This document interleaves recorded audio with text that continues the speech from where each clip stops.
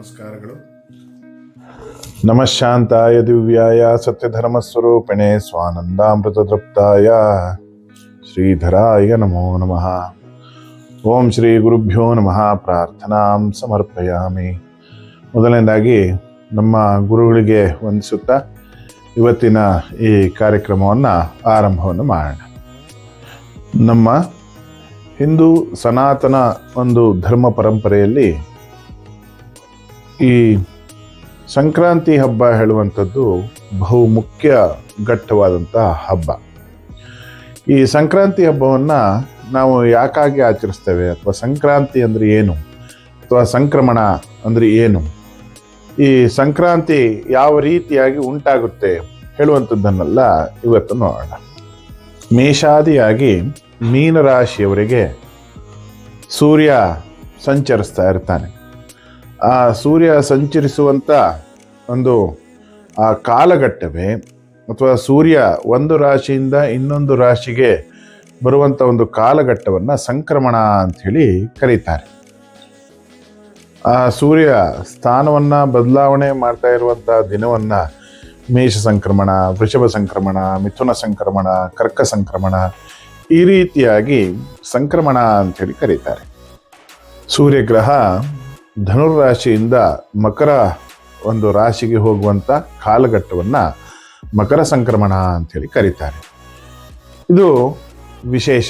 ಯಾಕೆ ಅಂತ ಕೇಳಿದ್ರೆ, ಈ ದಿನದಲ್ಲಿ ಅಂದರೆ ಸುಮಾರು ಜನವರಿ 13ರಿಂದ 16 ಒಂದು ಸಮಯದಲ್ಲಿ ಪ್ರತಿ ವರ್ಷವೂ ಕೂಡ ಸೂರ್ಯ ತನ್ನ ಒಂದು ದಿಕ್ಕನ್ನು ಬದಲಾಯಿಸಿ ದಕ್ಷಿಣದಿಂದ ಉತ್ತರದ ಕಡೆಗೆ ವಾಲ್ತಾ ಹೋಗ್ತಾನೆ.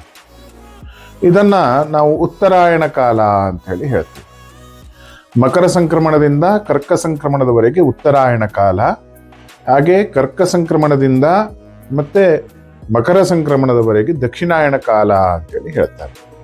ಹಾಗೆ ಕೆಲವು ಶಾಸ್ತ್ರಗಳಲ್ಲಿ ಉತ್ತರಾಯಣ ಕಾಲವನ್ನು ಭಗವಂತನ ಒಂದು ಹಗಲು, ಹಾಗೆ ದಕ್ಷಿಣಾಯಣ ಕಾಲವನ್ನು ಭಗವಂತನ ರಾತ್ರಿ ಅಂಥೇಳಿ ವಿಶ್ಲೇಷಣೆಯನ್ನು ಮಾಡಿದ್ದಾರೆ. ಇದರ ಬಗ್ಗೆ ಸ್ವಲ್ಪ ಮಾಹಿತಿಯನ್ನು ನೋಡಿಕೊಂಡು ಬರೋಣ. ಮಕರ ಸಂಕ್ರಾಂತಿಯನ್ನು ದಕ್ಷಿಣ ಭಾರತದಲ್ಲಿ ವಿಶೇಷವಾಗಿ ಆಚರಿಸಲಾಗುತ್ತೆ. ಇದನ್ನು ಸುಗ್ಗಿ ಹಬ್ಬ ಅಂತಲೂ ಕರ್ನಾಟಕದಲ್ಲಿ ಕರೀತಾರೆ. ಬೆಳೆಯನ್ನು ಕಟಾವು ಮಾಡುವಂಥ ಸಂದರ್ಭದಲ್ಲಿ ಆಚರಿಸಲಾಗುವಂಥ ಈ ಸಂಕ್ರಾಂತಿ ಹಬ್ಬ ಒಂದು ಸಮೃದ್ಧಿಯ ಸಂಕೇತ ಹೇಳುವಂಥದ್ದನ್ನು ಇಲ್ಲಿ ಹೇಳಬಹುದು.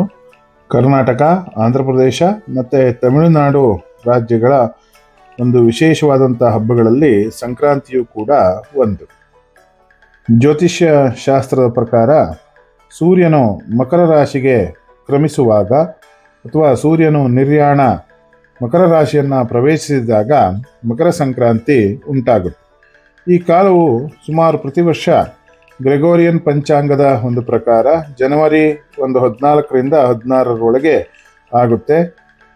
ಈ ಕಾಲವನ್ನು ಉತ್ತರಾಯಣ ಕಾಲ ಅಂಥೇಳಿ ಕರೀತಾರೆ. ಸೂರ್ಯನ ಉತ್ತರ ದಿಕ್ಕಿನ ಪಯಣ ಈ ದಿವಸದಿಂದಲೇ ಆರಂಭ ಆಗುತ್ತೆ ಹೇಳುವಂಥದ್ದನ್ನು ಹೇಳಬಹುದು.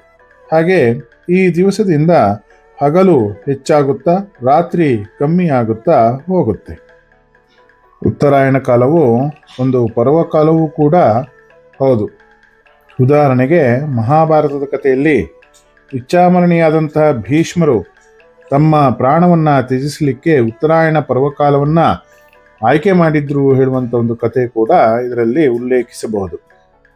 ಖಗೋಳಶಾಸ್ತ್ರದ ಪ್ರಕಾರ ಸೂರ್ಯೋದಯ ಪೂರ್ವದಲ್ಲಿ ಮತ್ತು ಸೂರ್ಯಾಸ್ತಮಾನ ಪಶ್ಚಿಮದಲ್ಲಿ ಅಂತೇಳಿ ಹೇಳ್ತಾರೆ. ಯಾವುದೇ ಸ್ಥಳದಲ್ಲಿ ಕರಾರುವಕ್ಕಾಗಿ ಪೂರ್ವದಲ್ಲೇ ಸೂರ್ಯೋದಯ ಆಗುವಂಥದ್ದು ಮತ್ತು ಪಶ್ಚಿಮದಲ್ಲೇ ಸೂರ್ಯಾಸ್ತಮಾನವಾಗುವಂಥದ್ದು ವರ್ಷದಲ್ಲಿ 2 ದಿನಗಳ ಮಾತ್ರ. ಆ ದಿನಗಳನ್ನು ಇಕ್ವಿನಾಕ್ಸ್ ಅಂಥೇಳಿ ಕರೀತಾರೆ. ಇದರ ಅರ್ಥ ಹಗಲು ಸರಿಯಾಗಿ 12 ಗಂಟೆ ಮತ್ತು ಇರುಳು ಅಂದರೆ ರಾತ್ರಿ ಸರಿಯಾಗಿ 12 ಗಂಟೆಗಳ ಕಾಲ ಆ ದಿವಸದಂದು ಇರುತ್ತೆ. ಈ ಉತ್ತರಾಯಣ ಕಾಲದಲ್ಲಿ ಹಗಲು ಹೆಚ್ಚಾಗ್ತಾ ಹೋಗುತ್ತೆ. ಹಾಗೆ ದಕ್ಷಿಣಾಯಣ ಕಾಲದಲ್ಲಿ ಅಂದರೆ ಕರ್ಕ ಸಂಕ್ರಮಣದ ಕಾಲದಿಂದ ನಂತರ ಹಗಲು ಕಮ್ಮಿ ಆಗುತ್ತಾ ರಾತ್ರಿ ಜಾಸ್ತಿ ಆಗುತ್ತಾ ಹೋಗುತ್ತೆ.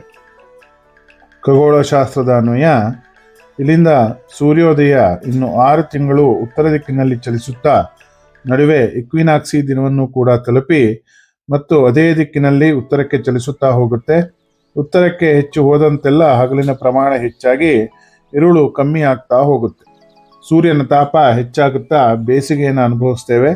ಕೊನೆಗೆ ಒಂದು ದಿನ ಉತ್ತರದ ತುತ್ತ ತುದಿಯನ್ನ ತಲುಪಿ ಅಚಲವೆಂಬಂತೆ ಕಂಡು ಮರುದಿನದಿಂದ ಸೂರ್ಯನ ಉದಯ ಮರಳಿ ವಿರುದ್ಧ ದಿಕ್ಕಿನಲ್ಲಿ ಆಗುತ್ತಾ ಚಲಿಸ್ತಾ ಹೋಗುತ್ತೆ. ಹಾಗೆ ಉತ್ತರ ದಿಕ್ಕಿನಿಂದ ಮತ್ತೆ ದಕ್ಷಿಣ ದಿಕ್ಕಿನತ್ತ ಚಲಿಸ್ತಾ ಹೋಗುವಂಥದ್ದನ್ನ ದಕ್ಷಿಣಾಯಣ ಅಂತ ಹೇಳಿ ಕರೀತಾರೆ. ಇನ್ನು ಕರ್ನಾಟಕದಲ್ಲಿ ಸಂಕ್ರಾಂತಿಗೆ ಸಂಬಂಧಪಟ್ಟಂತೆ ಈ ಆಚರಣೆಗಳಲ್ಲಿ ಮುಖ್ಯವಾಗಿ ಕಂಡುಬರುವಂಥದ್ದು ಎಳ್ಳು ಬೆಲ್ಲ. ಹಾಗೆ ಮನೆಯಲ್ಲಿ ಎಳ್ಳು ಬೆಲ್ಲವನ್ನು ತಯಾರಿಸಿ ಸುತ್ತಲಿನ ಮನೆಗಳಿಗೆ ಎಳ್ಳು ಬೆಲ್ಲವನ್ನು ಹಂಚುವಂಥ ಪದ್ಧತಿ ಈ ಸಂಕ್ರಾಂತಿಯ ಸಂಪ್ರದಾಯವಾಗಿ ಬಂದಿದೆ. ಇದನ್ನ ಸುಗ್ಗಿ ಹಬ್ಬ ಅಂತಲೂ ಇಲ್ಲಿ ಕರೀತಾರೆ. ಎಲ್ಲರೂ ಕೂಡ ಹೊಸ ಬಟ್ಟೆಯನ್ನು ಧರಿಸಿ ಎಲ್ಲರಿಗೂ ಎಳ್ಳು ಬೆಲ್ಲವನ್ನು ಹಂಚುತ್ತಾ ಎಳ್ಳು ಬೆಲ್ಲ ತಿಂದು ಒಳ್ಳೊಳ್ಳೆ ಮಾತಾಡೋಣ ಅಂತ ಹೇಳಿ ಎಲ್ಲರಿಗೂ ಸಂದೇಶವನ್ನ ಕೊಡ್ತಾ ಈ ಹಬ್ಬವನ್ನು ಆಚರಿಸ್ತಾರೆ. ಉತ್ತರ ಕರ್ನಾಟಕದ ಕೆಲವು ಭಾಗಗಳಲ್ಲಿ ಗಾಳಿಪಟವನ್ನು ಹಾರಿಸುವಂತ ಒಂದು ಸಂಪ್ರದಾಯವೂ ಕೂಡ ಇಲ್ಲಿ ಇದೆ. ಮಹಿಳೆಯರು ಗುಂಪು ಗುಂಪಾಗಿ ರಂಗೋಲಿಯನ್ನ ಬಿಡಿಸುವಂಥದ್ದು ಸಂಕ್ರಾಂತಿ ಸಮಯದ ಮತ್ತೊಂದು ಜನಪ್ರಿಯ ಒಂದು ಘಟನೆ.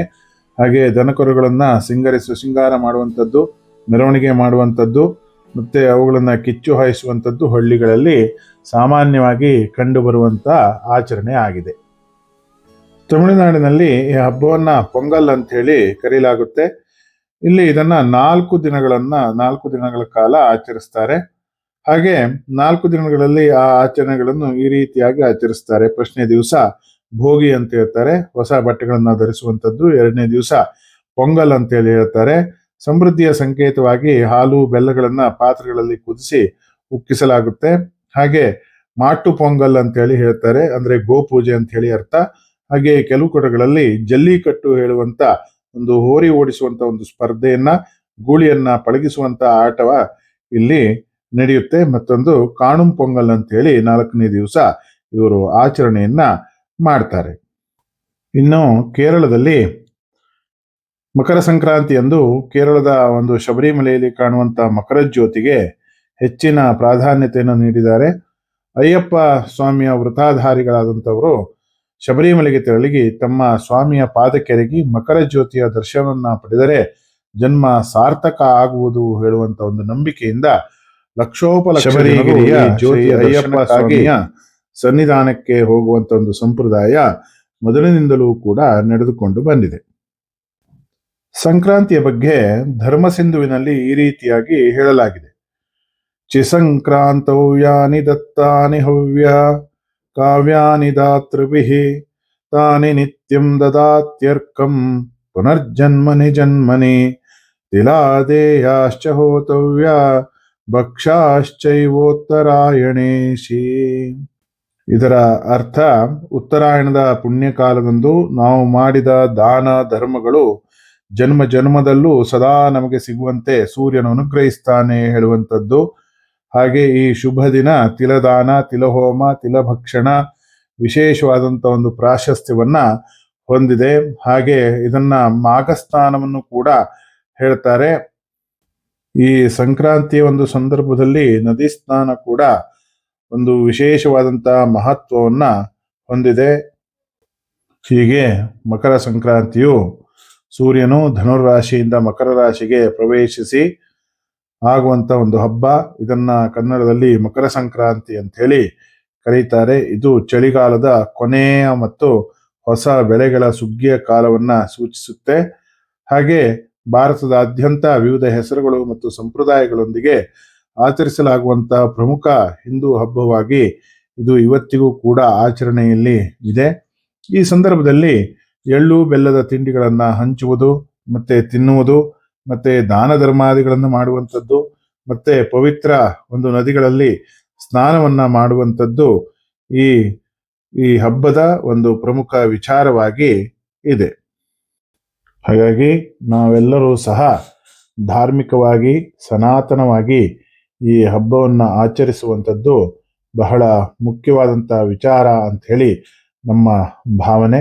ಹಾಗೆ ಈ ವಿಡಿಯೋವನ್ನು ಲೈಕ್ ಮಾಡೋದನ್ನು ಮರೆಯಬೇಡಿ. ನಮ್ಮ ಚಾನಲನ್ನು ಸಬ್ಸ್ಕ್ರೈಬ್ ಮಾಡಿಕೊಳ್ಳಿ. ಧನ್ಯವಾದ. ನೋಡಿದ್ರಲ್ಲ, ಈ ರೀತಿಯಾಗಿ ದಕ್ಷಿಣಾಯನ ಮತ್ತು ಉತ್ತರಾಯಣ ಕಾಲಗಳಲ್ಲಿ ಈ ರೀತಿಯಾದಂಥ ಒಂದು ಶಾಸ್ತ್ರ ಸಂಪ್ರದಾಯಗಳು ಇರ್ತವೆ.